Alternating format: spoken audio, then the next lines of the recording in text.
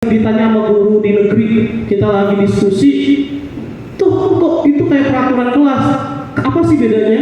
Nah, keyakinan kelas bersifat lebih abstraksi, ya Bapak Ibu, daripada peraturan. Kalau peraturan lebih rinci dan konkret, keyakinan lebih mengutamakan value, nilai yang mau kita bangun itu apa. Ya, kalau peraturan jangan terlambat. Kalau keyakinan kelas, disiplin sebagai apa, kalimatnya positif, tapi lebih mengarah ke value. Kalau apa? Nah, contoh kesepakatan yang tadi saya buat. Nih, ruangan kita buat jadi bersih. Itu sebetulnya masuk ke kesepakatan kelas, bukan keyakinan. Tapi lebih ke peraturan, tapi peraturan yang kita sepakati. Kalau kita mau naik level keyakinan kelas, kita harus yakinin kalau di Muslim kebersihan itu sebagian dari iman. Kalau udah kita hidupin itu udah nggak perlu tuh. Karena kan selama ini kita jargonnya aja tuh, kebersihan sebagian dari iman, tapi nggak kita hidupin sama perilaku kita. Nah, keyakinan kelas ini kita mau yakinin nilai-nilai Islam yang ada di Muhammadiyah itu dihidupin. Itu maksudnya. Sehingga kalau ada anak melanggar, kita jangan hukum dia, tapi ingat, kamu yakin nggak sih sama agama kamu? Jadi keyakinan dia yang coba diberontak.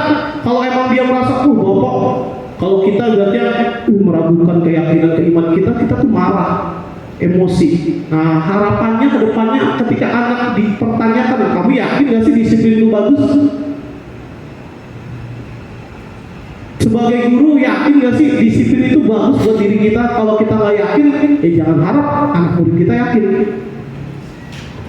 Ya, ini keyakinan kelas yang coba dibantu.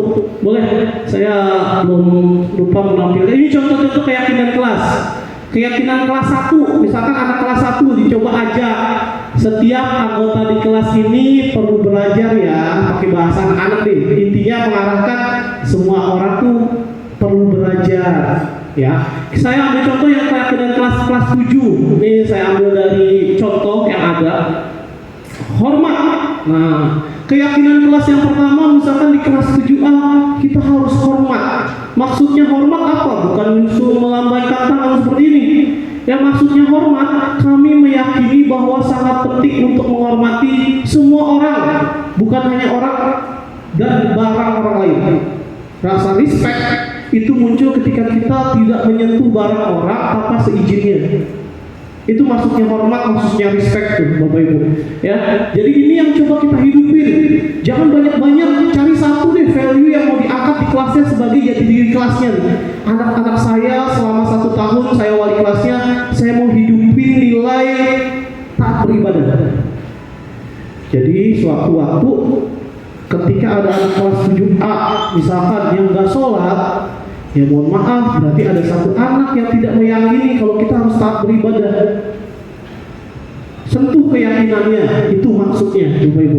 Lanjut terus, Bu Fitri. Nanti ketika buat keyakinan, Bapak Ibu diharapkan munculin anak yang yakin itu perilakunya seperti apa, anak yang tidak yakin perilakunya seperti apa. Biar dia punya contoh konkret. Kalau hormat berarti kita nggak ambil barang orang lain. Kalau kita nggak yakin berarti barang orang lain kita ambil tanpa seizin dia. Ini yang benar, ini yang salah. Jadi tabelnya itu dibuat. Satu keyakinan kelas bikin tabelnya. Dan tabelnya itu kalau udah jadi ditempel langsung di kelasnya, kalau bisa gede. Supaya tiap hari anaknya melihat, anaknya dan gurunya tahu kalau ini keyakinan yang coba dihidupin. Bapak Ibu, ini masukan untuk SMP Muhammadiyah 3. Saya rasa ini memang kebutuhan kita.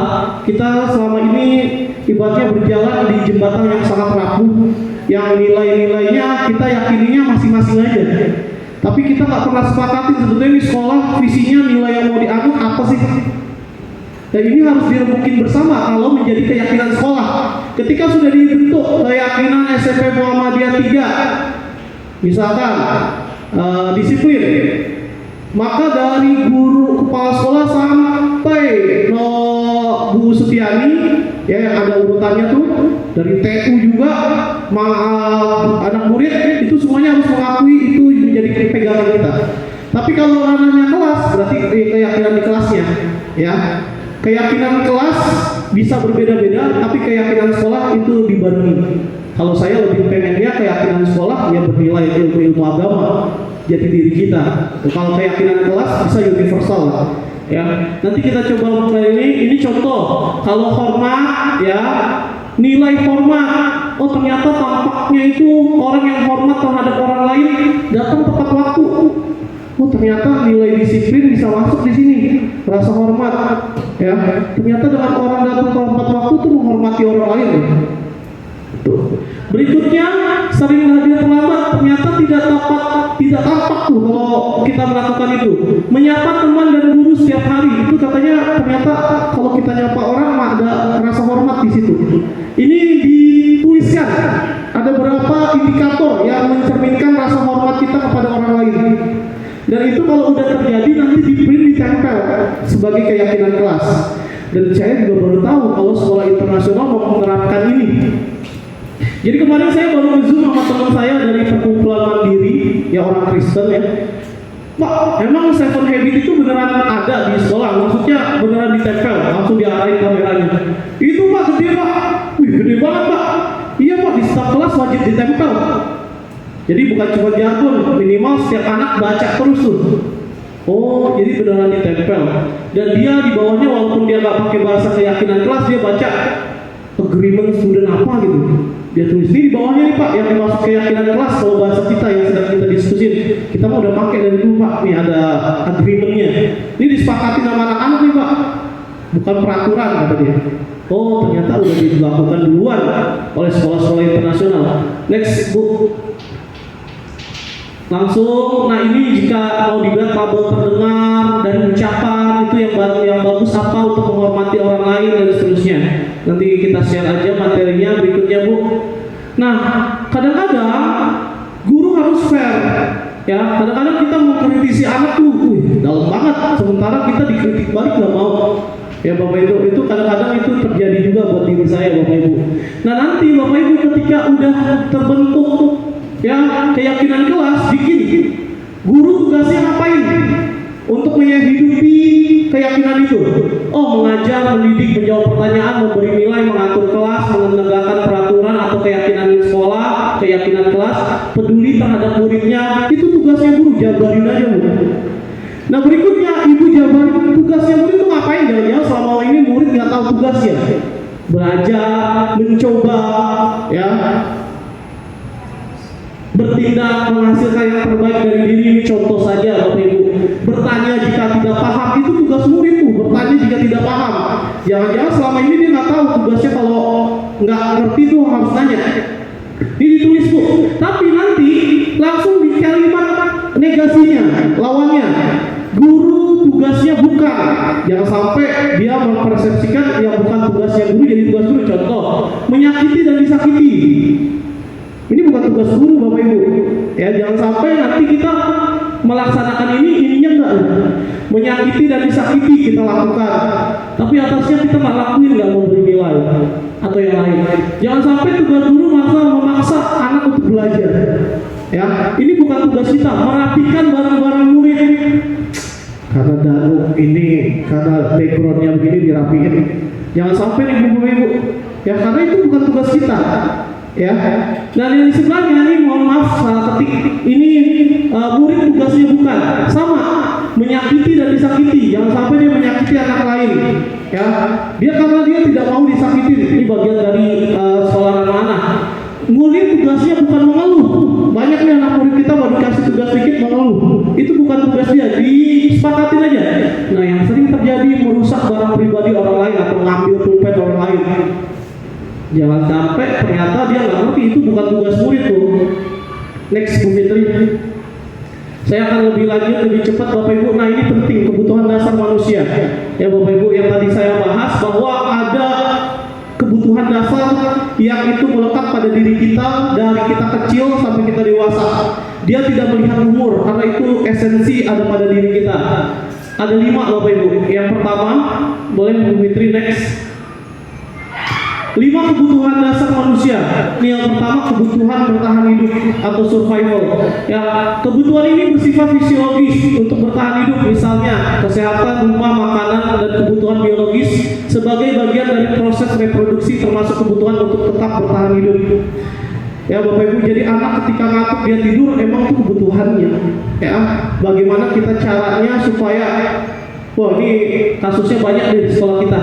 Kebutuhan yang kedua, kebutuhan kasih sayang dan rasa diterima. Jangankan murid, saya pun membutuhkan kebutuhan kasih sayang dan diterima di lingkungan kita. Ya, Bapak Ibu pasti merasa tidak nyaman kalau di lingkungannya aja nggak diterima, apalagi murid. Nah, ini namanya love biology, kebutuhan untuk disayangi dan diterima.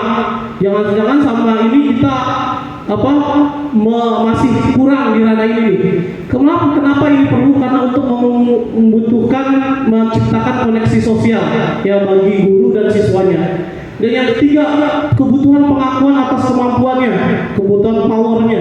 Ya, kelihatannya kita sebagai orang dewasa udah mulai menunjukkan kalau kita punya power loh, gue bisa ngelakuin ini sendiri. Tapi di umur remaja anak juga pengen menunjukkan itu loh Bapak Ibu. Sehingga ada anak yang memaksa ke anak lain yang lebih lemah karena dia menunjukkan kemampuan powernya. Ada anak yang memunculkan kebutuhan powernya melalui organisasi. Itu Moja kelihatan banget tuh. Mojalita tuh Gerbi, dia butuh diakui, dia butuh dikasih tahu kalau dia punya power, tapi dia melalui ranah ya organisasi. Bagus. Itu contohnya Bapak Ibu. Sehingga dia memiliki rasa harga diri. Kalau harga dirinya terangkat, orang pasti mau dengerin dia. Kalau gue tunjukin gue bisa begini, pasti nanti Pak Allah bakal dengerin saya nih. Mungkin Oja mikirnya gitu, gue gak dianggap anak kecil lagi. Ini powernya ditunjukin dong. Nah Bapak Ibu, lanjut berikutnya, kebutuhan kebebasan untuk memilih. Ya Bapak Ibu, saya ingat waktu saya kerja sebelumnya, ya dipanggil sama manajernya, Pak Harun nih nyari duit sebetulnya buat apa sih? Buat memenuhi kebutuhan saya. Ya udah, kalau seandainya perusahaan ngasih semua kebutuhan ini Bapak, tapi Bapak tidak bisa memilih, Bapak terima nggak? Ini challenge-nya nih. Maksudnya gimana? Bapak disiapin pakaiannya, tapi pakaiannya pink, ya. Jadi Bapak nggak bisa memilih, tapi disiapin kebutuhannya. Ya nggak mau lah Bu, nggak akan saya pakai. Oh berarti pada dasarnya kita bukan dipenuhi kebutuhannya, tapi kita juga selain butuh, kita harus bisa memilih sendiri, freedom. Dan itu nggak bisa dirampas dari diri kita. Ya, jadi keempatnya yang freedom ini juga ada di anak-anak Bapak Ibu. Jangan sampai ke-freedomannya ini diambil. Ya. Dan yang kelima, kebutuhan untuk merasa senang, fun. Wah ini anak-anak banget nih Bapak Ibu. Jangankan anak-anak, kita aja kadang-kadang kalau nggak ketawa sehari kayak sulit banget. Nah jadi anak-anak lebih banyak cenderung kesini juga nih.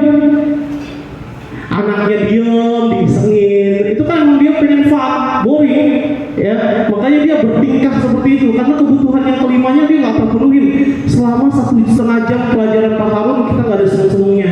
Ngobrol nggak boleh, bercanda nggak boleh. Ini terkekang nanti pasti anak-anak lama banget belnya, lama banget pulangnya. Itu kebutuhan yang kelima. Berikutnya, ini ada contoh kasus Bapak Ibu. Ya, Ibu Ambar, guru wali kelas 2 di SD Pelita Hati, sedang bingung menghadapi salah satu murid di kelasnya. Anggapnya namanya Doni. Beberapa anak di kelas 2 tersebut telah datang ke gurunya, ngadu, mengeluh bahwa Doni seringkali meminta bekal makanan siang mereka dengan paksa. Jadi makanan diambil secara paksa.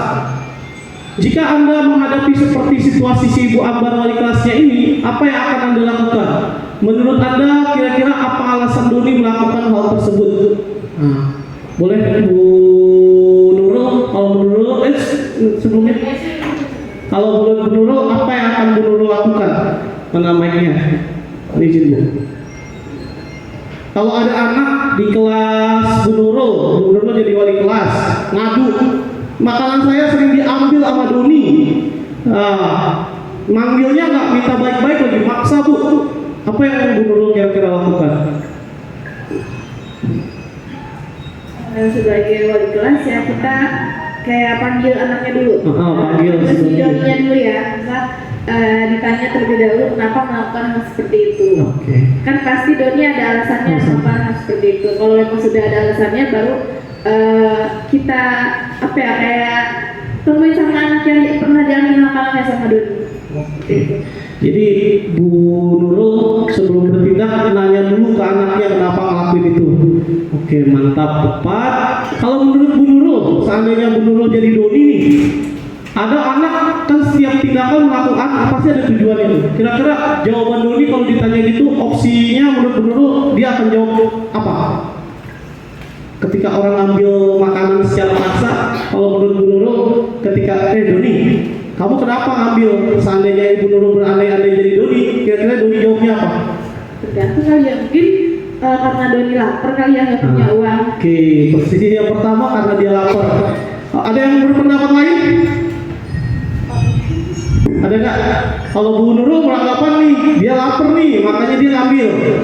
Masuk akal, coba Bu Farida. Kalau menurut Bu Farida gimana Bu? Jadi banyak hal yang menurut saya yang bisa membuat seseorang itu berusaha mengambil barang orang lain. Ya. Apalagi ini makanan ya. Iya.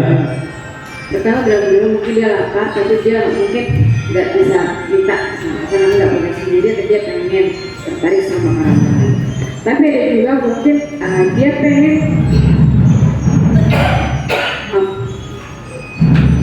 dia pengen terlihat keren gitu ya, terlihat lebih berkuasa, atau mungkin dia pengen punya niat untuk mengintimidasi temannya itu.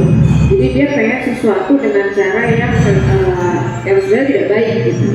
Karena apa? Karena dia kepengen yang punya itu ngelihat dia bisa melakukan apapun yang dia mau gitu. Apa namanya, bisa melakukan apapun dengan mau, walaupun mungkin dengan cara yang tidak baik. Bisa seperti itu. Ya, terima kasih Bu Farida, tepat. Jadi benar alasan Bu Nurul kenapa harus ditanya? Jawabannya benar kata Bu Farida tadi. Ada banyak yang kita nggak tahu nih alasan dia ngambil itu apa, ya? Kenapa? Karena itu akan didasari dengan kebutuhan dasar manusianya dia tuh si Doni itu.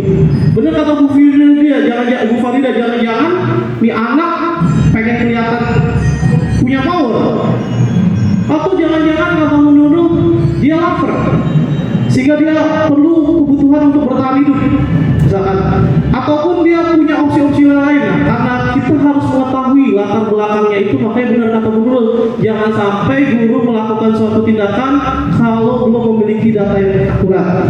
Ya Bapak Ibu, di next kita akan lihat opsi-opsinya. Tadi udah disebutin Bu Farida semua, ya. Apabila ini alternatif, misalkan ternyata pas ditanya Doni dijawab karena ia lapar. Nah benar nih versinya Bu Nurul yang pertama, karena orang tuanya tidak pernah membawa bekal makan siangnya. Jadi kalau dia jawabnya seperti itu, oh guru harus paham bahwa dia sedang memenuhi kebutuhan dasar untuk bertahan hidup dia. Kalau orang lapar pasti butuh makanan. Kalau ternyata dia apabila Doni menjawab bahwa alasan mengambil makanan karena dia merasa senang sehingga temannya jadi kejar-kejar dia, temannya jadi memperhatikan dia, nah dan melaporkan tindakannya dia sehingga dia jadi bahan pembicaraan. Nah kalau dia bertanya jawabnya seperti itu, iseng aja Bu, oh berarti dia lagi senang untuk merasa dihargai keberadaannya karena dia nggak mau diacuhin. Itu opsi-opsinya Bapak Ibu. Dengan kasus yang sama ternyata permasalahannya tuh berbeda-beda. Udah kata Bu Farida, jadi kita harus tahu dulu alasannya dan dengerin mau anaknya itu apa dulu. Atau opsi yang ketiga, atau dia merasa hebat, wah berarti kebutuhan power yang tadi disinggung Bu Farida. Atau justru dia mungkin merasa bosen, aduh, karena yang dibawain ibunya makanannya itu terus, sementara temennya makanannya enak-enak terus. Ya, itu juga bisa terjadi ya Bapak Ibu, dan makanya kita sebagai guru harus memahami kebutuhan dasar apa yang mendasari ketika dia melakukan itu. Pasti bermuaranya kelima itu menurut teorinya. Ya Bapak Ibu, di next boleh lanjut Bu. Kita agak percepat tadi bagian terakhir Bapak Ibu, posisi kontrol, dan ini sangat penting ya Bapak Ibu. Sempat saya bahas ketika briefing dan saya ingin mempertajam di sini materi kita yang terakhir. Posisi kontrol yang pertama, sebetulnya guru dan orang tua, ya kita nggak berbicara guru saja tapi orang tua atau orang yang lebih dewasa itu dianggap memiliki hakikatnya tidak memiliki kontrol. Kita memiliki kontrol, tapi kita tahu bahwa ada posisi-posisi. Ya, kamu kontrolnya seperti apa sih? Ada tipe yang pertama, ini penghukum. Karakteristik orang yang kontrolnya sebagai penghukum ini terendah dalam level tingkat kontrol ya Bapak Ibu. Semoga kita jauh-jauh dan bisa beralih dari posisi ini. Seorang penghukum bisa menggunakan hukuman fisik maupun maupun verbal. Ketika dia nggak bisa secara fisik, maka verbalnya tidak akan bisa ditahan karena sudah nalurinya untuk menghukum, menjudge.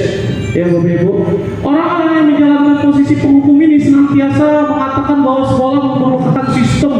Kamu udah melanggar sistem dan seterusnya, mengatasnamakan sesuatu yang sebetulnya nggak penting buat anak murid karena nggak menyentuh ke nilai dia, kebermanfaatan dia, sehingga dia hukum. Sehingga bahasa yang dikeluarkan, patuhi aturan saya, ya, atau awas nanti, ya, pakai maskermu. Nanti kalau Pak Harun lihat sekali lagi, awas, itu hukum tuh. Awasi tanda tanya tuh, yang tadi malam bilang random tuh, tergantung moodnya gurunya tuh, levelnya tuh. Ya, kata awas menjadi sangat ambigu nanti. Ya, kamu salah, kamu selalu salah, kamu nih lagi-lagi selalu aja salah. Tuh, verbalnya udah menghukum banget tuh. Ya, selalu, pasti selalu. Yang terakhir selesai, virus. Danu nggak selesai kan? Padahal kita udah tahu Danu nggak mungkin selesai. Ya nggak usah dihukum pakai verbal. Ya Bapak Ibu ya. Guru seperti ini senantiasa percaya hanya ada satu cara agar pembelajaran bisa berhasil. Ketika Danu nggak sanggup catat di papan tulis, dia cuma satu cara yang dia tahu, Danu harus selesai. Kalau nggak selesai, ya Danu salah di mata dia. Itu penghukum. Ciri-cirinya, nada suaranya tinggi, emosi, bahasa tubuh, matanya melotot, menunjukkan kemarahan dia, menunjukkan kalau dia sangat tidak suka. Itu penghukum tuh Bapak Ibu. Ya, menunjuk-nunjuk, menghardik, ya, menjudge. Terlambat lagi, kamu lagi. Kapan kamu bisa datang tepat waktu? Bapak bosan sama kamu lagi, menghakimi. Ya, tanyakan ke diri kita pernah nggak berbicara seperti itu? Ya, kita refleksi. Nah, ini hasilnya yang perlu kita tahu. Mungkin kita jarang berpikir nih. Ternyata ada loh kemungkinan murid itu marah sama kita, Bapak Ibu. Ada loh kemungkinan anak itu dendam banget sama kita, nggak terima banget, sakit hati banget. Ya, anugerah itu nggak mau saling tangan orang tuanya, ya Bapak Ibu, nggak mau saling tangan bapaknya, karena ada WA yang nyakitin dia banget. Sebagai anak yang lagi kabur dari rumah, dia pengen ayahnya tuh kasih bahasa yang lembut yang bisa menyentuh dia, tapi malah ngeluarin bahasa yang bilang. Saking emosinya tuh orang tua. Tapi itu nggak kena banget ke dia. Dia sekarang dendam banget tuh bapaknya. Ya, itu contoh Bapak Ibu. Ternyata itu terjadi. Ya, Bapak Ibu. Berikutnya, bisa sih? Oh, maaf yang lagi rapiin atas karena bocorannya di kelas itu karena banyak itu yang keras, jadi mau diangkatin. Yang kedua, ini level dikit nih yang saya bilang Bapak Ibu, pembuat rasa bersalah. Karakteristiknya ini biasanya guru akan bersuaranya lembut, enak banget didengar, ya, pembuat rasa bersalah, tapi dia bikin anaknya ini nggak nyaman, ya, bersalah, rendah dirinya. Contoh, ya Allah, kamu nih, ibu kecewa sama kamu. Ya, ibu kecewa sama kamu. Nah, ini contoh membuat anak merasa bersalah. Ya, ini level kedua. Berapa kali Bapak udah bilangin, kamu gak mau denger, lembut, tapi menjudge juga tuh Bapak Ibu. Bikin anak trauma, bikin anak rasa bersalahnya tinggi. Itu sehingga lo ada beban, ya, jadi yang ditanamkan lo punya beban, lo perbaikin tuh bebannya, gitu. Ya Bapak Ibu, gimana coba kalau orang tua kamu tahu kamu berbuat ini, dikait-kaitkan sama hubungan personal, ya. Ya Bapak Ibu, ini contohnya saja, banyak kata-katanya. Ciri-cirinya nadanya memelas, halus, kasih intonasi yang sedih, ya Bapak Ibu. Bahasa tubuhnya merapat ke anak, ya, Adi, kamu ini bagaimana? Kamu kan udah janji sama ibu, udah terlambat lagi, dibangun tuh rasa bersalah. Kenapa ya kamu sering banget bikin kecewa orang tua kamu, bikin kecewa saya, ya, ibu kecewa banget sama kamu. Ini perasaannya dia ditegur secara ini. Dampaknya apa? Benar, muridnya akan merasa bersalah, ya, kecewa juga, ya, murid akan menjadi orang merasain gagal. Ya Bapak Ibu, oh berarti gue gagal ya, gue udah bikin kecewa banyak orang. Tapi benar dia bisa berubah, tapi menurut teori ini dia berubahnya jangka pendek, paling sebulan, 2 bulan, dan itu tidak melekat untuk jadi nilai yang dia yakini. Kita ngomongin keterlambatannya, tapi nggak pernah nyentuh aspek disiplinnya. Yang kita omongin terlambat, aduh terlambat. Ayo katanya mau disiplin, disiplinnya yang sering dikuatin, itu maksudnya ya Bapak Ibu. Jadi jangan dibikin dia merasa bersalah. Itu teori yang kedua, ya. Yang ketiga, nah posisi kontrol teman naik level lagi nih. Dia menganggap, oh gue bisa jadi teman sama murid gue, ya. Sebetulnya bagus, identitasnya juga bagus, ya. Ada plus minusnya lah Bapak Ibu, ya. Guru pada posisi ini tidak akan pernah mau menyakiti muridnya, namun akan tetap berupaya mengontrol muridnya melalui persuasi, ya. Persuasi itu bujukan, rayuan. Ayo kan tuh, ayo bapak kan udah care sama kamu, masa sih kamu gak care sama bapak? Ayo, ya dia bikin seolah-olah dia sama murid itu selevel, ya Bapak Ibu. Ini teman, ayolah bantu, ayolah jangan berisik, bantu bapak kan udah sama kamu kemarin habis main futsal, bantu ya. Ayolah, masa gak bisa? Jadi dia kasih beban supaya kebaikan saya balas dong. Nah ini teman biasanya, ya. Jadi mainnya hitung-hitungan, ya. Ini hati-hati Bapak Ibu. Ayo ingat ya bantuan bapak selama ini, bapak udah bantu kamu. Ya. Teman udah care sama kamu, gantian dong kamu care sama bapak, balas-balasan lah. Nah ini level teman nih Bapak Ibu. Bagus gak? Ada bagusnya, ada negatifnya ya Bapak Ibu. Ya kita naik level sampai nanti ke puncaknya Bapak Ibu. Ya sudah sekali ini nggak apa-apa, nanti ibu yang bantu beresin. Ya udah nggak apa-apa, jadi sekarang bapak yang beresin. Nah itu temen tuh yang ngambil simpatinya dia tuh, seolah-olah kita baik banget sama dia gitu, supaya nanti ke belakangnya dia balik tuh membalas kebaikan kita. Nah itu temen tuh, ya. Ciri-cirinya ada suaranya ramah, akrab, suka bercanda, ya. Bahasa tubuh merapat sama murid, mata senyum aja ke anak murid tuh, ya. Adi, ayolah, bagaimana sih kamu? Kemarin udah janji sama bapak, sambil tertawa. Ayo duduk dulu sini, bapak mau bantu. Atau ini pokoknya diangkatlah anak muridnya. Nah ini teman nih. Hasilnya gimana? Positifnya ada, negatifnya ada. Positifnya anak merasa senang, akrab, itu positifnya tuh Bapak Ibu. Ya, terlihat dampaknya positif. Hanya saja ada sisi negatifnya yang Bapak perlu Ibu tahu nih. Bahwa anak tersebut jadi tergantungan, baiknya kayak ada jual beli gitu lah. Jadi tergantung kebaikan dia nih, kebaikan gurunya. Kalau baik banget gurunya akan dibalas, kalau biasa aja belum tentu, ya. Ini bila ada masalah dia merasa bisa mengandalkan guru tersebut. Jadi dia ketergantungan terhadap guru ini. Coba ada bapak itu, coba ada ibu itu, karena dia udah teman ini dianggap dia penolong dia banget lah, gitu ya. Ini teman, ya. Hatinya dia akan belum tentu bisa melakukan hal sama terhadap guru yang lain. Jadi dia pilih-pilih, ya, sama temennya, sama guru yang dianggap temen dia sopan, sama guru yang tidak dianggap temen masuk bodoh, ya. Itu efeknya. Lanjut.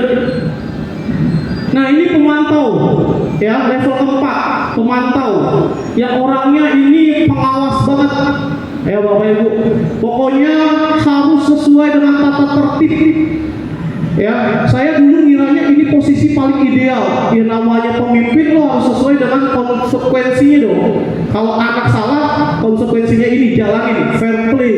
Saya menganggap dulu ini posisi paling tinggi. Fair play, tidak mengkhianati, tidak membohongi, jujur sama jujur. Kalau salah ya dihukum, ya sesuai dengan konsekuensi yang dilihat. Saya mikirnya dulu sampai sini levelnya. Ya Bapak Ibu, memantau berarti mengawasi. Awas itu saya kira selama ini sebagai bentuk tanda perhatian, tapi memantau kadang-kadang bikin kita was-was juga sama anak murid kita, ya. Pada saat kita mengawasi, kita bertanggung jawab atas perilaku orang lain yang kita awasi. Hukum tinggal berdiri nih, ngawasin anak masuk tuh, saya ngerasain juga nih, tinggal pada posisi begini. Ayo, peraturannya kayak gimana? Ayo, apa yang udah kamu lakuin? Tadi Bapak bilangnya apa di speaker? Ini masih sering banget kita lakuin. Ya, 4 level ini sangat dekat sama kita. Ya Bapak Ibu.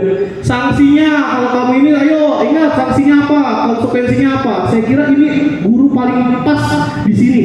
Karena saya kira dulunya dia fair banget gitu. Tidak menghukum secara lebih berlebihan, menghukum sesuai porsinya. Itu saya mikirnya begitu. Ya, ciri-cirinya ada suaranya datar, bahasa tubuhnya formal, ya, resmi. Adi, tahukah kamu sekarang jam berapa kita mulai? Tahu Pak, kamu terlambat 15 menit. Apa kamu sudah mengerti konsekuensinya? Kalau kamu terlambat 15 menit harus gimana? Lihat buku peraturan, oh begini, clear ya, nggak ada yang dihianatin ya, karena udah sepakat. Dulu saya kira ini yang paling bagus, karena tidak sama mengkhianati satu sama lain. Ya, ternyata ada lagi level paling tinggi Bapak Ibu. Ya, berikutnya dulu pemantau Bu Fitri. Nah ini dampaknya, ternyata ke murid kalau dipantau, murid memahami konsekuensi yang harus dijalankan saat dia melanggar. Oh dia tahu, ada yang lagi mantau, kalau gue melakukan kesalahan hukumannya gini, karena dia udah tahu ya konsekuensinya apa. Guru tidak menunjukkan suatu emosi yang berlebihan. Sebetulnya pemantau jangan marah, tapi dia membuat rasa bersalah. Biasanya dia nggak begitu.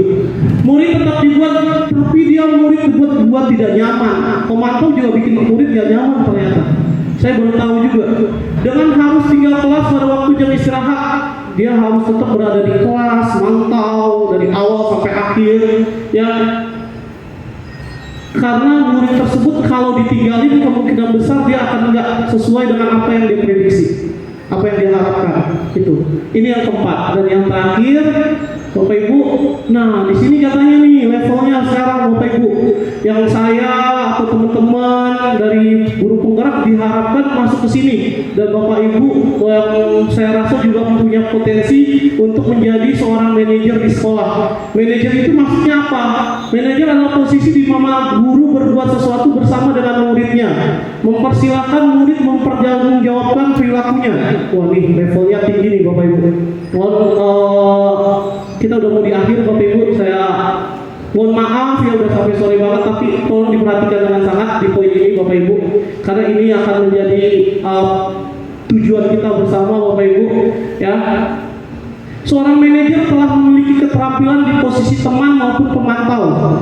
Dia menggabungkan dua aspek itu tuh, meninggalkan posisi penghukum, meninggalkan posisi rasa bersalah, tapi dia udah masuk ke tahap posisi teman dan pemantau. Dengan demikian bisa jadi di waktu-waktu tertentu kembali ke posisi dua tersebut. Tapi kalau dia lupa dia posisi manajer, dia akan kembali lagi ke dua posisi itu, tapi dia nggak pernah mau untuk masuk ke ranah penghukum ataupun pembuat rasa bersalah, karena itu identitasnya agak gagal. Kalau teman sama pemantau identitasnya masih berhasil, ya masih banyak positifnya maksudnya. Tapi kalau sudah masuk ke taraf penghukum dan membuat rasa bersalah, itu efeknya sangat berat buat anak-anak Bapak Ibu. Ya, nah berikutnya. Namun bila kita menginginkan murid-murid kita menjadi manusia yang merdeka, merdeka itu dalam artian dia tahu tanggung jawabnya, mandiri, maka kita perlu mengacu kepada restitusi untuk menjadikan diri kita sebagai manajer dan juga meng-coaching anak supaya bisa memanage dirinya sendiri. Ini kuncinya nih Bapak Ibu. Ya. Di sini penekanannya bukan pada kemampuan membuat konsekuensi. Jadi bukan konsekuensinya dibagusin. Kalau dia salah, konsekuensi yang cocok ini kita cari rumusnya tuh supaya tidak melanggar kodrat anak, supaya tidak melanggar sekolah ramah anak. Bukan itu yang diperbaiki, namun dapat berkolaborasi dengan murid. Jadi solusinya kita cari bareng murid. Jadi bisa saja dengan kasus yang sama si Atta manajer punya solusi yang berbeda. Itu masuk ranah manajer. Ya, kita tahu masalahnya sama, tapi cara menyelesaikannya dari sudut pandang ajar gimana, dari sudut pandang Atta gimana, itu kita coba cari. Nah itu kita tahapannya sudah berkolaborasi dengan anak. Nah, yang berharap nanti menang sama menang. kasusnya terselesaikan, anak belajar dari kesalahan, ya, sejalan dengan teori growth mindsetnya Pak Sofian yang sering diomongin, bahwa kita harus buat kesalahan supaya kita tahu. Jangan sampai kita nggak buat kesalahan sehingga kita nggak tahu itu benar atau salah. Ya, artinya kita nggak mau melangkah, Bapak Ibu. Ya, seorang manajer biasanya berkatanya gini nih, kata-kata yang sering diucap ketika membuat anak ada bermasalah. Apa yang kita yakini? Dalam Islam sebetulnya kita yakinnya gimana ya? Jadi banyak pertanyaan, bukan kita melontarkan, di Islam kan diajarinnya kita harus hormat. Nah, kalau itu omongannya dari kita tuh. Tapi kalau orang manajer kita ngarahin supaya ucapan itu muncul dari anak. Ini beratnya di situ. Jadi kita banyak mengcoaching anaknya, gali terus kemampuan dia, baik segi keimanannya, keislamannya dia udah pahami sampai mana. Ya, apa yang kamu beneran kamu yakin nggak kamu itu? Kasih kisah-kisah Nabi yang menjadi tauladan tuh Bapak Ibu. Ya, waktu itu kamu ingat nggak? Kamu baru ditempelin, kamu udah nonjok orang. Ingat Nabi itu pernah diludahi sama orang. Ingat coba kisahnya viral. Kamu udah baca nggak? Segala macam itu Bapak Ibu. Kamu yakin nggak itu contoh yang bagus? Nah, supaya itu muncul dari diri dia sendiri. Sampai nanti ada pertanyaan, jika kamu meyakini itu, kamu mau perbaiki situasi ini gimana? Jadi pertanyaannya untuk dia memperbaikinya itu dari diri dia.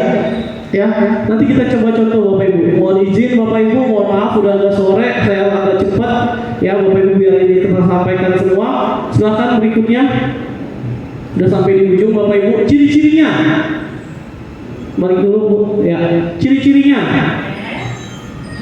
Nah, nada suaranya tulus, benar-benar dari hati mau ngebantu tuh anak. Ya Bapak Ibu. Bahasa tubuhnya tidak ragu, mendekat ke anak juga, kayak teman, kayak pemantau, dia deketin tuh. Ya, sebelum kalau penghukum dia nggak mau posisinya dekat. Kalau nggak nih anak hina banget. Ya, guru, Adi, apakah kamu mengetahui sekarang jam berapa? Kalau manajer gitu, biasanya kita jawabnya kayak gini. Jam 7.15 baru datang. Kita sebutin jamnya tuh. Padahal yang pas, ini jam berapa? Biar dia tahu waktu tuh. Jadi ucapan itu muncul dari diri dia. Jam 7:10. Masuknya jam berapa? Pertanyaan-pertanyaan terus, mengcoaching, mengarahkan, membangun konsep di kepalanya nih. Ya Bapak Ibu, saya juga baru belajar nih Bapak Ibu, kita sama-sama belajar. Ya, jadi kamu terlambat, kira-kira bagaimana kamu memperbaiki supaya kamu gak terlambat? Itu caranya gimana? Ada masalah apa di rumah? Ini kita meng-coaching nih Bapak Ibu ya. Nanti ini harapannya. Ya, terusnya. Nah, pada posisi manajer maka suara guru sebaiknya tulus, tidak perlu marah, tidak perlu mendigitkan, membawa emosi, ya, nggak usah menggebu-gebu, apalagi menunjuk-nunjuk muridnya. Jangan kalau bisa Bapak Ibu bertolak pinggang, ya, atau bersikap seolah-olah menyesal, disedih-sedihin, didramatisir. Kalau bisa jangan seperti itu terhadap perbuatan murid, ataupun pakai senda gurau sebagai teman. Fokus pada murid, bukan untuk membahagiakan muridnya, bukan untuk membahagiakan gurunya, bukan membahagiakan orang tuanya, tapi fokus untuk dia memperbaiki kesalahannya. Kalau dia terlambat, bikin rule supaya dia bisa datang lama. Ya udah, kamu bangun jam berapa? Setelah kamu bangun, kamu ngapain? Tanya. Nanti ketemu tuh, dia akan mulai malu-malu. Saya nonton lagi Pak, buka sosmed dulu Pak. Nah, ketika dia udah melihat intonasi yang dia berbeda, di situ letak kesalahan yang dia sebetulnya tahu. Cuma kita meng-hack aja. Seandainya kamu di poin itu kamu nggak melakukan itu, kira-kira kamu terlambat ya. Jadi tahapannya seperti itu Bapak Ibu ya. Terusnya Bu Fitri kita habiskan. Nah, 5 posisi kontrol nih Bapak Ibu ya. Jadi penghukum itu identitasnya gagal ya, karena dia cuma bisa menghardik, menunjuk-nunjuk, menyakiti, menyindir. Kalau pembuat rasa bersalah biasanya lebih berceramah, menunjukkan kecewaan yang mendalam, bahasa yang digunakan, kamu sudah mengeyokan saya, dan seterusnya. Kalau posisi yang identitasnya berhasil, sebenarnya teman udah bagus, identitasnya pas, tapi bisa naik level lagi. Ya Bapak Ibu, lakukan untuk Bapak atau Ibu ya. Nah, dan seterusnya. Hasilnya kalau dia menghukum anaknya, kemungkinan kedepannya jadi pemberontak, pendendam, menyalahkan orang lain, itu terlihat banget dari anugerah sekarang. Yang kedua, menyembunyikan dan menyangkal atau berbohong. Kalau dia dimelas-melasin, kemungkinan dia akan disembunyiin tuh supaya dia nggak beban. Kalau dia sebagai teman, dia akan ketergantungan sama guru itu dan berharap guru itu ada lagi di tingkat SMA, di tingkat SMK, kalau bisa ada terus sepanjang hidupnya, ya, karena ketergantungan. Dan kalau pemantau, dia menyesuaikan bila diawasi jadinya. Dan kalau kita bisa mempraktekkan manajer atau restitusi, itu untuk membentuk watak dan karakter dia. Jadi ada atau tidaknya kita itu akan membekas terus untuk diri dia ke depannya, Bapak Ibu. Ini harapannya. Next, Bu Fitri. Dan ini jadinya kalau disuruh ngomong ketika dia dihukum, gue gak peduli, lo udah hukum gue. Kalau efeknya kita bersalah, paling katanya, ya udah Bu maafin saya. Kalau sebagai teman, saya pikir Bapak sama Ibu teman saya, ya. Kalau dia dipantau, saya akan dapat beberapa bintang. Kalau dipantau, gue kalau baik Pak Harun lihat, kalau gue baik Bu Fitri lihat. Jadi gue di mata Pak Harun jadi orang yang baik, ya. Tapi ketika pemantau nggak ada, di guru PPL yang dia nggak kenal, beringas lagi. Ya Bapak Ibu, hati-hati. Dan yang terakhir, kalau kita sebagai restitusi, ya manajer, bagaimana caranya agar saya bisa memperbaiki keadaan saya. Jadi benar fokus sama diri dia, nggak peduli orang lain. Jadi dia ingin memperbaiki diri dia sendiri. Memang sih berat ya Bapak Ibu ya. Tapi saya nggak tahu Bapak Ibu ada di posisi mana. Ya, silakan Bapak Ibu refleksi dirinya. Kalau memang ada di sini, ya mohon maaf, naik level ke sini dong atau ke sini, pindah posisi Bapak Ibu. Kalau emang udah ada di teman, bisa loh jadi pemantau. Kalau udah jadi pemantau, yuk sama-sama menuju ke sini buat kebaikan kita semua Bapak Ibu. Ya, jadi sesuai dengan slogan sekolah ramah anak. Mungkin next Bu Fitri kita habiskan segitiga restitusi. Bagaimana menerapkan segitiga restitusi? Jadi seorang manajer bagaimana sih? Ada caranya Bapak Ibu.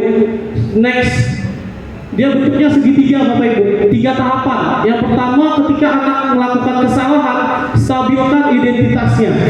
Ya, ketika dia berbuat salah jangan disalah-salahin. Ibarat tuh faktanya Pak Ulyadin, ya masih tertutup, ya dia buat salah udah kita kocok-kocok tuh, ya ketika dia buat salah langsung kita buka tuh meledak tuh Fanta soda. Ketika dia salah nggak usah disalah-salahin, orang udah salah Bapak Ibu, ya nggak usah disalah-salahin. Terus yang kedua, ternyata kita harus stabilkan identitasnya, angkat dia bahwa berbuat salah itu tidak apa-apa. Waktu saya kecil, saya pernah ngelakuin kayak kamu, berantem sama temen. Akuin, jangan seolah-olah kita nggak pernah melakukan itu loh. Kalau emang pernah punya pengalaman yang sama, ceritain Bapak Ibu. Ya, tidak ada manusia yang sempurna. Ya udah, kalau kamu udah ngelakuin itu, ingat loh, kita sama-sama manusia. Biasa manusia sumbernya hilaf. Gak usah disalah-salahin. Kamu mukul anak, yang akan berubah situasi. Tapi kan kita mau nyari solusi, angkat dulu nih moralnya dia yang udah berbuat salah. Ya, kalau dia tuh udah ngelakuin itu, dia bukan manusia yang hina. Kalau bahasanya Bu Lydia, bukan manusia kriminal, gitu. Ya, diangkat. Tapi kita bisa kok menyelesaikan ini. Kamu berhak merasa begitu. Bisa saya kesel banget Bu. Iya, kamu berhak kok kesel sama orang. Ya, Bapak pun pernah kesel sama orang.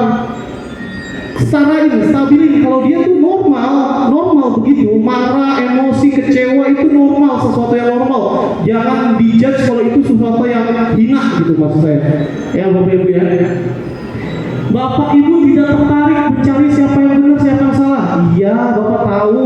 Bapak nggak usah diinin. Bapak nggak peduli siapa yang benar, siapa yang salah. Kita perbaikinya gimana nih? Udah terjadi. Apa kamu sedang menjadi teman yang baik buat diri kamu sendiri? Ya udah, seandainya kamu punya teman Atta berteman dengan diri Atta sendiri, Atta udah jadi teman yang baik nggak? Ada nggak sifat-sifat yang mungkin Atta nggak suka sama sifat Atta sendiri? Kasih tahu Bapak Ibu. Itu menstabilkan identitas anak-anak untuk dia tidak direndahkan harga dirinya ketika dia berbuat salah. Next. Itu level yang pertama, jadi ada tiga sisi Bapak Ibu. Yang kedua, validasi tindakan yang salah. Tindakan yang salah jangan pernah muncul dari mulut Bapak Ibu. Ya. Tindakan yang salah jangan pernah muncul dari Bapak Ibu. Kamu salah karena udah mukul orang, jangan. Kira-kira kalau kamu mukul orang itu baik atau buruk? Harus dia yang ucapin sendiri dia benar atau salah, supaya dia sadar dia salah. Kalau kita yang ngomong kadang-kadang nggak kena tuh Bapak Ibu ke hatinya. Tapi kalau dia berpikir untuk mengucapkan kata salah, suatu saat dia ingat, oh ini pernah saya ucapin kalau ini salah. Ya, jadi divalidasi. Oh iya, kamu habis mukul pipinya ya. Untung kamu mukul pipinya doang. Padahal kamu bisa aja membawa emosi sampai meroyok temen-temennya. Ya. Kasih tahu kalau itu bukan perbuatan yang hina, tapi kasih tahu kalau dia itu salah. Ini levelnya kan tinggi banget nih Bapak Ibu. Ya udah kamu mukul, kamu pasti punya alasan. Ceritain dulu alasannya kenapa. Habisannya si Noval ngeledekin saya terus, itu harus diceritakan. Jangan sampai kita nggak tahu dia mukul orang kenapa. Ya Bapak Ibu ya. Kamu patut bangga sama diri kamu sendiri. Karena kamu merasa harga diri kamu dikatain, dihina. Tapi ada loh cara yang lebih bagus selain mukul. Dia menjaga harga dirinya, dia pengen bertahan hidup, dia pengen punya power, hargai itu. Tapi ada loh cara lain bukan dengan memukul. Kasih tahu caranya. Tapi alasan dia untuk menjaga harga dirinya itu diapresiasi. Ini ajakannya ke situ. Kamu boleh mempertahankan sikap itu, sikap keras kamu, tapi tambahin supaya lengkap nih masukannya apa. Tuh Bapak Ibu ya. Ini validasi tindakan yang salah. Yang ketiga atau yang terakhir Bapak Ibu, menanyakan keyakinannya. Kamu udah mukul orang, kamu percaya nggak sih Muslim itu bersaudara? Ya, kamu percaya nggak hadisnya ada? Kamu percaya nggak nih? Ya coba baca, misalkan surat apa, bukain di Al-Quran nih, kata Allah nih. Baca coba, percaya nggak nih bahwa ini firman Allah pasti benar? Nih Bu, nilai-nilai umum yang kita sepakati, kamu nanti ke depannya mau jadi orang seperti apa? Sudah dia cerita. Ya Bapak Ibu ya.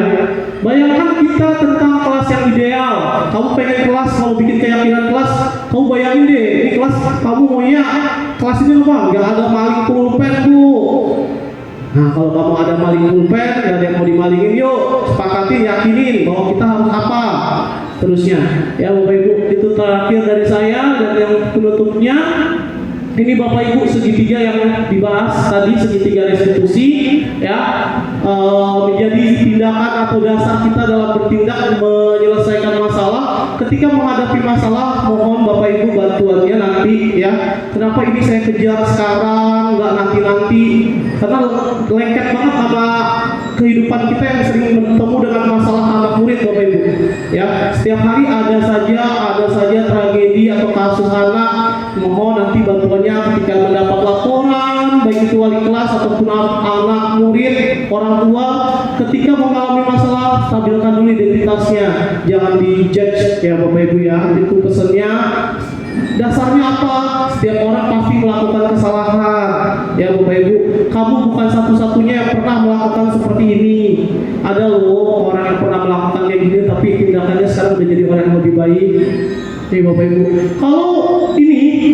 kalau bisa dipakai berdasarkan pengalaman Ibu. Bapak juga pernah dulu ngambil pulpen orang. Misalkan, yang kita gak munafik deh Bapak Ibu, kita pernah punya celah. Nah kalau itu bisa jadi pembelajaran yang konkret, ceritain. Jangan malu dianggap jelek sama murid, tapi kasih tahu nanti. Oh nanti sebaiknya begini. Diskusiin Bapak Ibu, ya. Itu menstabilkan identitas, validasi ya, ada cara lain dan seterusnya. Alasannya dikuatin, bagus kamu udah mempertahankan diri, bagus kamu pengen menunjukkan rasa kesenangan dengan isengin orang. Tapi ada cara lain loh biar kita sama-sama senang. Kamu senang, teman kamu juga senang. Ini kan sekarang kamu senang, teman kamu bete. Supaya senang dua-duanya, kita bikin kegiatan apa? Mungkin kamu ada ide di pelajaran Ibu. Oh ya Bu, kalau bisa nanti kita stretching dong Bu. Kalau di jam kedua tuh saya udah ngantuk, bikin stretching deh bu, anak futsal ngapain? Misalkan, itu contoh Bapak Ibu. Dan ini juga, nah ini langkahnya yang tadi hubungannya dengan teori kontrol. Ketika menstabilkan identitas, kita semua akan melakukan hal yang terbaik yang bisa kita lakukan. Ketika sudah memvalidasi tindakan yang salah, kita memahami bahwa semua perilaku memiliki alasan. Ketika si A melakukan itu, tanya dulu alasannya apa. Adakah tindakan yang salah? Validasi, ya. Jangan Bapak Ibu yang mengucapkan, jangan Bapak Ibu yang mengikrarkan, tapi dari dia. Bapak Ibu validasi aja, mengiyakan atau mengtidakkan itu benar atau salahnya, ya Bapak Ibu ya. Nih, dan yang terakhir menyanyikan keyakinannya bahwa semua kegiatan orang itu memiliki motivasi internal yang tadi kita pakai harus dari dalam diri dia, ya. Mungkin itu dari saya Bapak Ibu, habis ya. Ini satu kasus ya terakhir Bapak Ibu, terakhir lagi. Ini contoh terakhir ya kan Bu Fitri, ada slide lagi kan Bu Fitri. Itu udah di ujung Bapak Ibu ya. Alhamdulillah. Jadi gini Bapak Ibu, ini kasus. Tadinya setiap posisi kontrol ada kasusnya, tapi saya langsung ambil yang terbaik aja. Ini contoh seorang yang sudah bisa menerapkan segitiga restitusi. Jadi ada kasusnya gini Bapak Ibu. Anto dan Dino sedang bermain bersama di lapangan basket. Tiba-tiba terlibatlah sebuah pertengkaran adu mulut, ya. Dino menjadi emosi dan mengandalkan kontak fisik, ya berkelahi lah. Menarik ke meja Anto dengan kasar sampai 3 kancingnya terlepas. Terap, emosi. Pada saat itu guru yang piket langsung melerai dan membawa mereka ke ruang kepala sekolah. Ibu Suti selaku kepala sekolah berupaya menenangkan keduanya, terutama si Dino nih. Ya Dino nih yang emosi banget nih, yang tarik baju nih. Dia nanya, Dino, sepertinya kamu saat ini sedang marah sekali. Nah, ini menstabilkan identitas nih Bapak Ibu. Kita lihat dia marah, ya iya kita lihat, kayaknya kamu lagi marah banget ya. Tanya, mendengar itu, Dino pun mengalir bercerita tuh pancingan sebetulnya Bapak Ibu. Kita memahami posisi dia, jadi dia mau cerita. Ya gimana saya nggak marah Bu? Orang ini, nah dia bakal cerita. Dino, sepertinya kamu sedang marah ya. Saya sering lihat itu ketika Bu Zira lagi ngajuin kasus anak, tapi Bu Zira sudah ngomong gitu di depan saya, baru tahu ternyata ini maksudnya. Ya kayaknya kamu lagi sedih banget ya. Akhirnya si Sarah anaknya mau cerita. Ternyata kalimatnya bukan kalimat, ya yaudah, kamu percaya dia sama ibu, cerita yuk. Kayaknya nggak begitu ternyata ilmunya. Ternyata ini efektif Bapak Ibu untuk membuat anak mau bercerita dengan tangkap emosi yang dikasih. Itu ya. Setelah itu, ya mendengar itu Dino langsung bercerita ya tentang kesalahan hatinya. Ibu Suti pun melanjutkan bahwa membuat kesalahan adalah hal yang manusiawi, ya, bahwa mempertahankan diri adalah hal yang penting, ya. Namun meminta Dino untuk memikirkan cara yang lain, mungkin yang lebih efektif, karena saat ini Dino berada di ruang kepala sekolah. Tadi kan kamu di lapangan, kamu lagi emosi, terus kamu mau nyelesainnya pakai cara fisik, karena kamu udah di dalam ya. Kamu udah tenang loh, masih marah udah cerita udah lebih tenang nggak? Coba pikirin lagi. Kalau masih kasus yang sama, kamu nyelesainnya masih mau pakai fisiknya nih? Enggak Bu. Kalau dia nggak jawab enggak, ya udah apa? Jangan kita yang bilang enggak Bu. Ya udah kamu baiknya maafan, minta maaf jangan kayak gitu. Memang maksudnya baik, tapi itu muncul kata maaf harus dari anaknya, bukan dari gurunya. Ya udah kamu mau pakai cara apa? Kasih ya Bapak Ibu. Ibu Siti melanjutkan pertanyaan tentang keyakinan sekolah yang disepakati serta apakah Dino bersedia memperbaiki kesalahan yang telah dilakukan oleh Anto. Dino pun akhirnya perlahan mengganggu. Ini jalan ceritanya lurus gampang ya Bapak Ibu. Ini tahapan-tahapan aja yang mau diperkuat. Kemudian Ibu Suti balik bertanya kepada Anto, hal apa yang bisa dilakukan Dino untuk memperbaiki masalah kamu Anto? Saya udah lepas kancingnya. Kira-kira apa yang kamu pengenin nih dari Dino nih? Coba sebutin biar Dino dengar. Saya perlu kancing saya nih balik lagi Bu, karena ibu saya akan sangat marah kalau lihat kancing baju saya copot-copot kayak begini Bu, sampai 3 lagi. Ibu Suti kembali bertanya kepada Dino. Jadi dia cuma nanya kiri kanan, fasilitator, manajer, coachingin Dino berdua supaya ketemu solusi. Apakah yang akan dia lakukan untuk mengganti 3 kancing Anko yang lepas? Dino, tuh dengar kata Anko, dia bakal diomelin sama mamanya. Bagaimana nih solusinya? Kancingnya si Anto nih. Langsung dijawab, wah saya nggak tahu bu. Apa saya lem aja bu? Misalkan jawabannya dia ngelem atau jauh dari maksud kita. Kalau dilem itu akan mudah lepas. Bu, dia nggak tahu, bukan bajunya dia. Arahin. Oh, memang bajunya dia. Tapi ini kan berkat tindakannya siapa? Pakai pertanyaan ya, bukan statement. Supaya dikonfirmasi sama dia nih. Ya Bapak Ibu. Bagaimana kalau kamu menjahit saja? Bersediakah nggak kamu kalau dijahit bukan dilem? Supaya lebih kuat, kasih alasannya supaya ini lebih paten, kuat. Menjahit, saya nggak mungkin bisa jahit lah bu, saya kan cowok. Biasanya sampai situ kita akan berubah lagi menjadi temen tuh. Ya udah, kamu nanti bilang orang tua kamu minta jahitin. Itu level temen tuh. Nyari solusi, kita yang kasih solusi. Oh ya, kamu tinggal ke tukang jahit, paling cuma 10.000. Kita yang kasih solusi tuh. Kalau kakak coaching, kita nggak boleh mengutarakan seperti itu. Dia jawab gini, apakah kamu mau belajar jahit?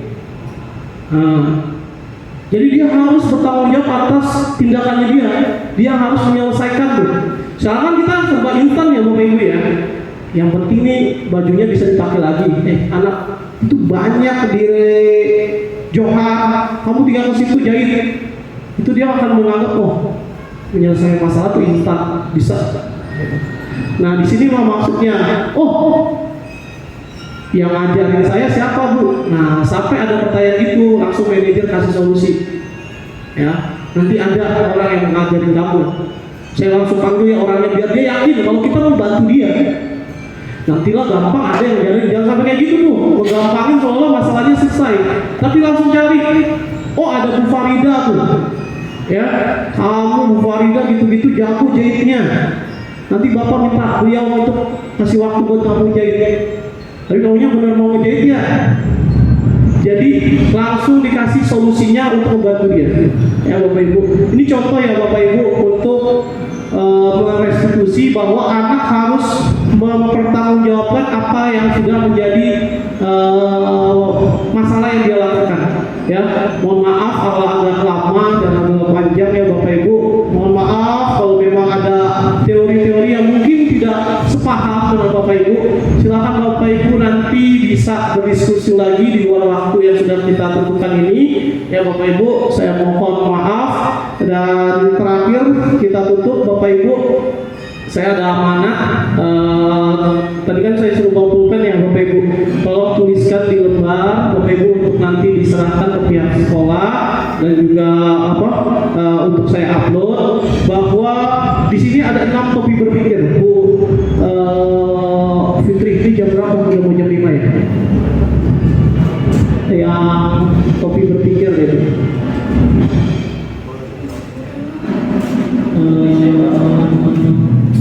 PDF.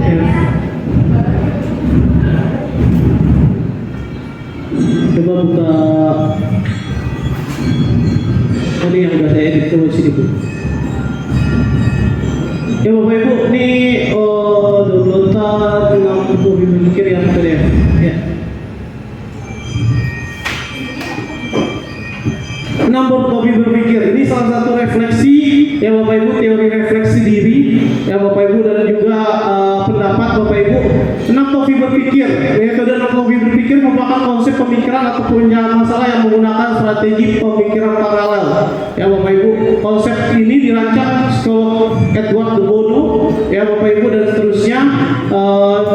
Ke bawah mungkin untuk menyeluruh dan efisien. Jadi kita coba pakai ini. Ya, gunakan metode ini dalam proses diskusi dan refleksi. Saya butuh refleksinya aja untuk mencapai suatu kesimpulan dan rencana tindak lanjut. Ini RTL ya Bapak Ibu. 6 fokusnya bukanlah pilihan, semua perlu digunakan untuk menghentikan analisis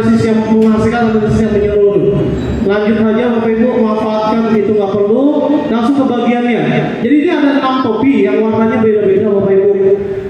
Topi yang paling pertama kita ambil dari kanan, dari kiri ya, dari kirinya saya.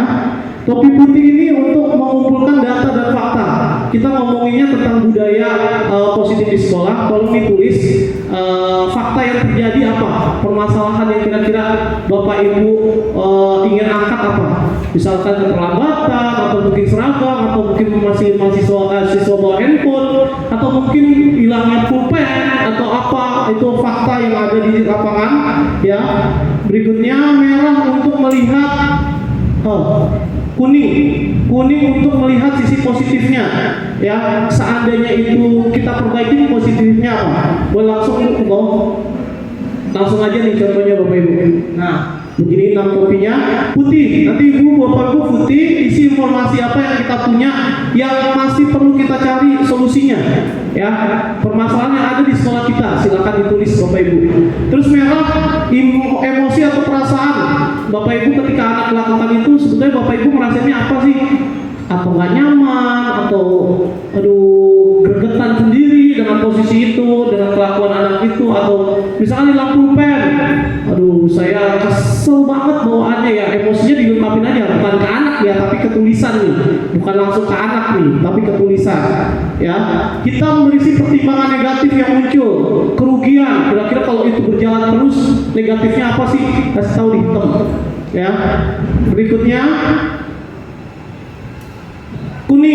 kuning berisi pertimbangan hal-hal positif. Seandainya itu bisa diperbaiki, positifnya itu apa? Ya Bapak Ibu boleh ditulis di sini. Hijau berdasarkan kreatif yang muncul. Untuk kita mau mengubah itu. Kira-kira kreatifnya kita mau ngapain nih? Strateginya mau ngapain? Ya, supaya pulpen gak hilang, saya mau ngapain ya? Kreatif saya, strategi saya, tulis di poin hijau.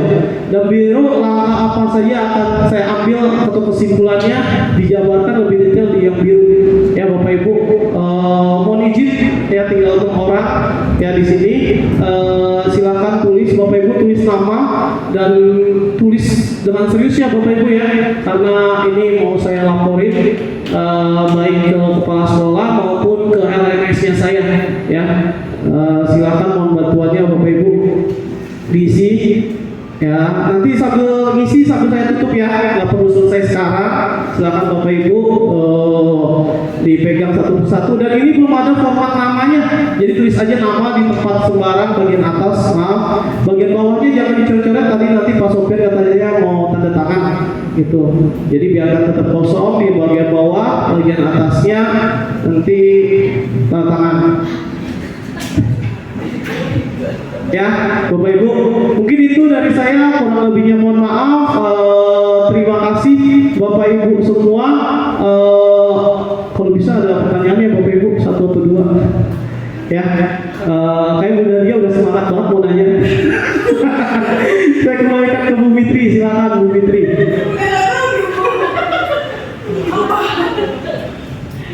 Ya, terima kasih Pak Harun. Mungkin ada Bapak Ibu guru yang ingin menanyakan mengenai budaya positif ini. Mungkin Bu Jira? Oke. Ya,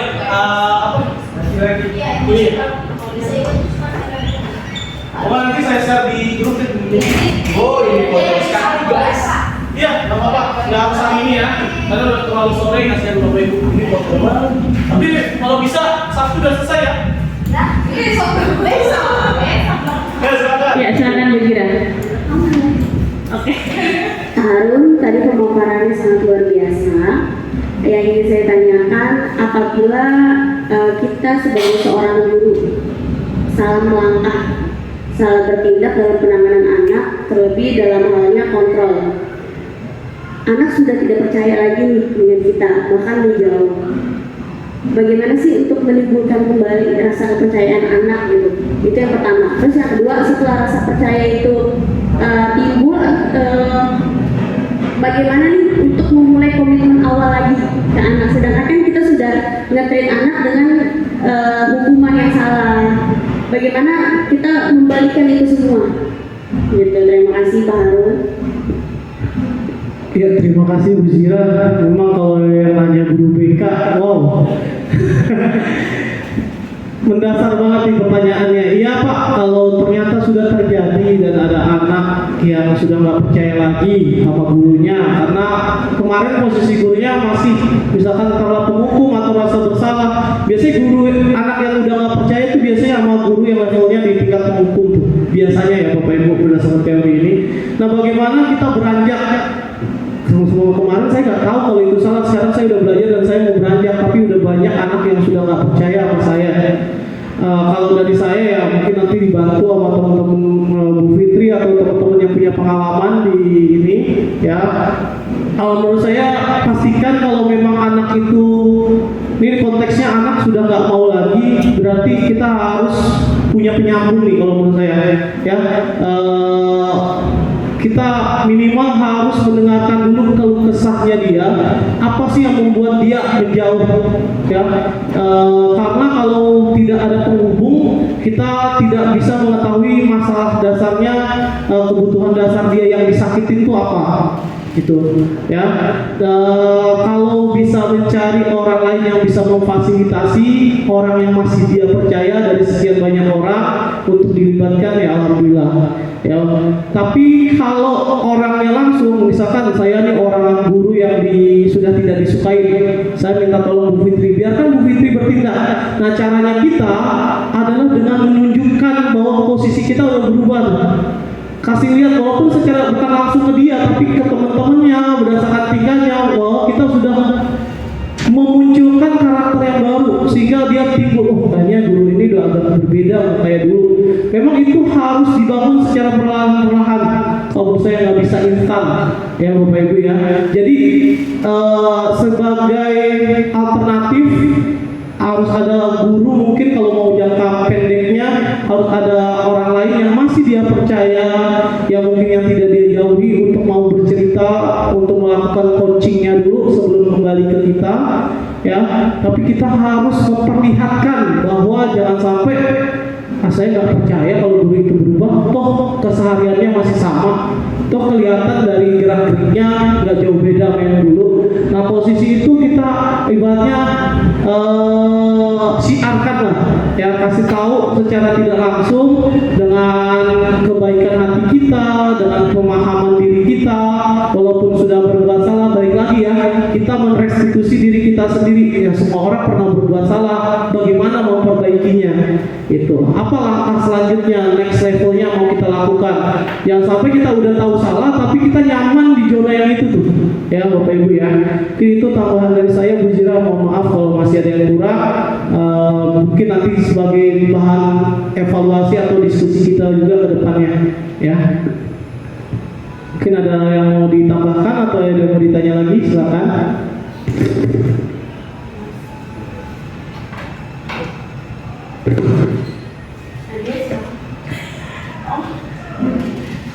Ya, terima kasih Bu Zira. Menambahkan sedikit baru mungkin saya setuju karena gini, kita sadar kita punya kelemahan, pasti butuh yang namanya orang ketiga. Orang ketiga kita bisa ngambil dari guru ataupun dari teman.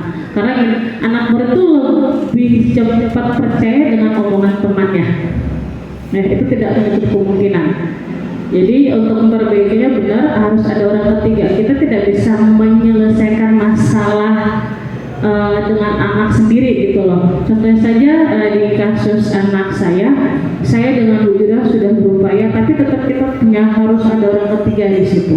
Ya, orang ketiga tadi bisa dengan gurunya ataupun dengan anak muridnya. Itu saja sih Ibu. Bu Zira maaf.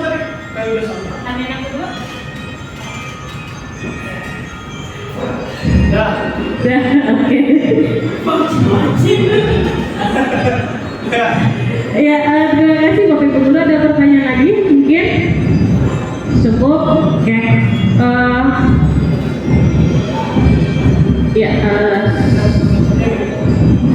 Begini ya Bapak Ibu, sambil tutup, saya nggak optimis Bapak Ibu atau diri saya bisa menjalankan semua materi yang sudah saya sampaikan kurang lebih 1 jam sampai 2 jam ini ya, 2 jam. Tapi yang saya harapkan ya Bapak Ibu, kita harus paham bahwa ya gak usah perlu kita tampang diri bahwa Indonesia krisis pendidikan Bapak Ibu. Ya, krisis pendidikan dalam artian anaknya kita atau cucu-cucu kita kalau pendidikannya berubah ya akan lebih parah dari ini gitu. Nah, maksud saya karena kita adalah praktisi ya, kita guru ini praktisi pendidikan yang bergerak langsung di dunia yang punya pengaruh ya. Bapak Ibu silahkan Bapak Ibu ambil yang baik yang ada di sini, tidak perlu semuanya. Yang Bapak Ibu yakini, oh ini pas sama keyakinan saya, oh ini pas untuk saya perbaiki, oh ini pas saya bisa naik level, satu level nih ya. Silahkan Bapak Ibu, perubahan sedikit itu sangat berpengaruh buat anak-anak kita ya. Kita belajar terus 234 anak ya yang akan kita semangati terus ya Bapak Ibu. Jadi tolong bantuannya jangan sia-siakan momen yang udah 2 jam ini. Capek, saya capek, Bu Fitri capek, mungkin Bu Zira juga capek, Bu Nadia jenuh, atau Pak Tuyadin juga lelah ya energinya, Pak Alat, Bu Suti, Bu Nurul ya harus meninggalkan keluarga kita di rumah untuk membahas ini, dan ini akan jauh sia-sia kalau kita masih tahap nggak mau melangkah ya Bapak Ibu. Silakan Bapak Ibu, langkah pertama mungkin dibaca lagi, ada yang tadi nggak setuju, atau mungkin langkah pertama Bapak Ibu bisa mengubah posisinya, kalimatnya kita perbaiki untuk menjadi sekolah yang lebih baik ya Bapak Ibu. Pendidikan yang lebih baik itu aja Bapak Ibu yang menjadi cerminan saya ya, harapan saya. Baik siapapun yang mengajar di sini, masih ada saya, ada Bu Fitri, atau mungkin kepala sekolahnya nanti ganti bukan Pak Sofian, tapi Bapak Ibu punya. Jadi motivasinya bukan eksternal gitu, bukan karena ada Pak Harun, bukan karena ada Pak Sofian, bukan karena disuruh si A, bukan karena mengikuti program guru penggerak begini, ntar pas sudah nggak guru penggerak baik lagi, jangan kayak gitu ya. Manfaatin Bapak Ibu, makanya saya bilang di grup ini bermanfaat buat diri kita, buat kita sebagai orang tua nih bermanfaat ya. Parentingnya ada, coachingnya ada ya Bapak Ibu. Jadi manfaatkan ini, dan Bapak Ibu kalau punya peluang untuk daftar di guru penggerak silahkan agar bisa langsung bertemu dengan narasumber. Kalau saya masih belajar, narasumbernya juga hebat-hebat untuk sama-sama belajar. Mungkin itu dari saya Bu Fitri, terima kasih. Assalamualaikum warahmatullahi wabarakatuh. Ya, sebelumnya tepuk tangan untuk Pak Harun, materinya seharinya sangat luar biasa, Masya Allah. Kalau tidak ada pertanyaan lagi, saya tutup, dan mari sama-sama kita mengakhiri dengan mengucapkan hamdalah.